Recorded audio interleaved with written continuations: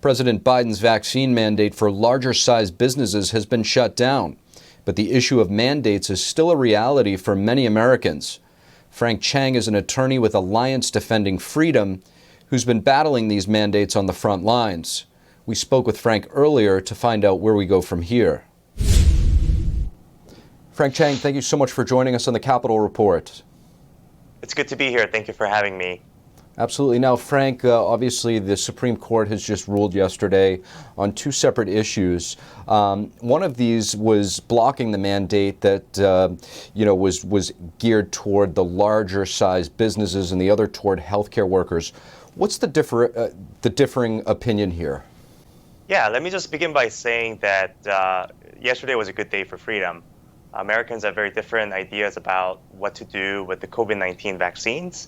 But everyone should agree that OSHA, an occupational safety health organization, did not have the authority to mandate 84 million American workers to get vaccinated. So it was a good day. The Supreme Court made it clear that OSHA did not have congressional authorization to make that kind of mandate. The CMS mandate that you mentioned is a little different. It's administered by a different federal agency. Is supported by a different law and a different constitutional underpinning. So it was a little difficult question there for the court, even for itself.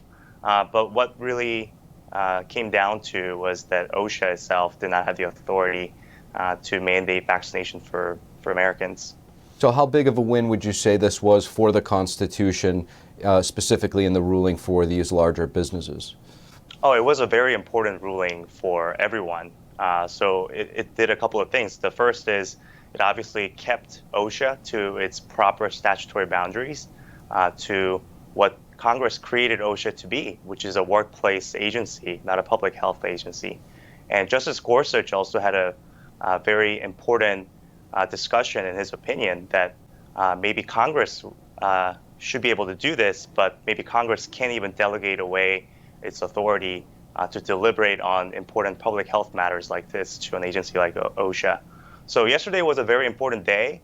It reminds us that federal agencies have limited authority, and when Congress wants to give them power, Congress needs to do it clearly. So, Frank, we're hearing from people in various cities throughout the country, Boston, New York, D.C., soon to be, these city-level mandates that have been instituted by the mayors. Is there any recourse that the citizens in these cities might have in terms of these, or is that out of everybody's control at this point? Well, the Constitution applies not only to the federal government, but also to the state and local governments as well.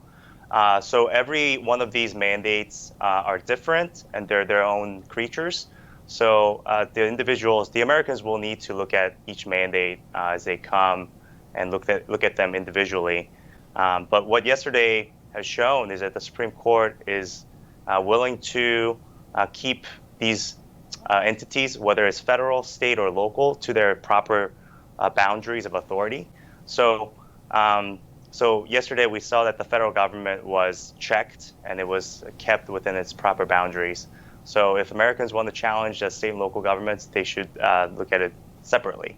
Now, yesterday's ruling, is this final? Is there any other way or angle that you think the administration might be able to take, or is this it? So this lawsuit's not over yet. So although we got a temporary pause from the Supreme Court, we now go back to the lower court to finish the lawsuit to its end. But this is a good sign. The Supreme Court did say that the challengers are likely to win. So we go back with a helpful ruling saying that OSHA lacked the authority to do this, and we're going to make sure that this is litigated to the end. And we have to stay vigilant because the federal government may, again, try to do something like this. And we have to make sure that whatever agency the federal government tries to do this through, that they stay within the bounds of law. Frank Chang, thank you. Thank you. Chairman of the Joint Chiefs of Staff, General Mark Milley, is isolating after testing positive for the CCP virus on Sunday. Spokesperson Colonel David Butler announced Monday that the general is experiencing very minor symptoms and is working remotely from home. The spokesperson said in a statement that Milley is fully vaccinated and boosted. The last time Milley met with President Biden was last Wednesday, January 12th. The general had tested negative during the days before and after contacting with the president. The Smithsonian museums in Washington, D.C. are cutting hours of operation starting Tuesday, January 18th. They say it's due to staffing shortages. The Smithsonian had already cut back hours this year due to unprecedented staffing shortages related to COVID-19. The new schedule allows the Smithsonian to reallocate staff so that most museums can remain open on the weekend. The Smithsonian Castle will be open 7 days per week. Virginia's new governor, Glenn Youngkin, was sworn in on Saturday, becoming the first Republican governor in the state since 2010. No matter who you voted for, I pledge to be your advocate, your voice, your governor. Within hours of his inauguration, Youngkin lifted vaccine mandates for state employees and mask mandates in schools. He also banned the teaching of critical race theory in public education. On the same day, Virginia's new Attorney General, Jason Miyares, announced he is launching an investigation into Loudoun County Public Schools for allegedly covering up a sexual assault. U.S. senators from both sides of the aisle traveled to Ukraine on Monday to meet with President Vladimir Zelensky and other Ukrainian officials. The senators said the meeting was productive and they reaffirmed U.S. support.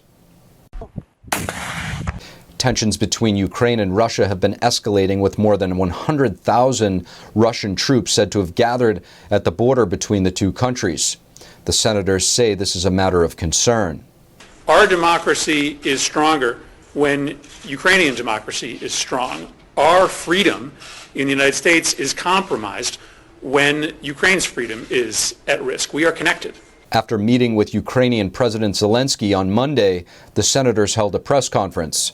They said they are sending a message to both the people of Ukraine and Russian President Vladimir Putin. We're here to deliver a clear and unequivocal message of support to the Ukrainian people. That we support the independence and territorial integrity of Ukraine. We also want to send a message to Vladimir Putin that he should understand that we stand with Ukraine as you think about the future, and we will hold him accountable should he threaten the sovereignty of Ukraine.